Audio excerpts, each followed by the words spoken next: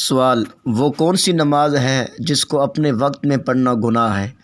بسم اللہ الرحمن الرحیم۔ الجواب: بعون المالک الوہاب، اللہم ہدایت الحق والصواب۔ وہ مغرب کی نماز ہے، لیکن کیسے؟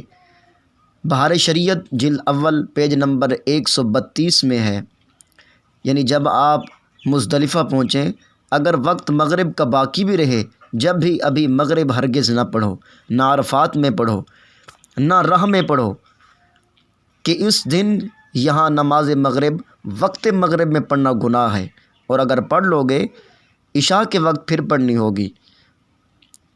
آگے مسئلہ نمبر 1 میں ہے، یہ مغرب وقت عشاء میں پڑھنی اسی کے لیے خاص ہے جو مزدلفہ کو آئے، اور اگر عرفات ہی میں رات رہ گیا یا مزدلفہ کے سوا دوسرے راستے سے واپس ہوا تو اسے مغرب کی نماز اپنے وقت میں پڑھنی ضروری ہے۔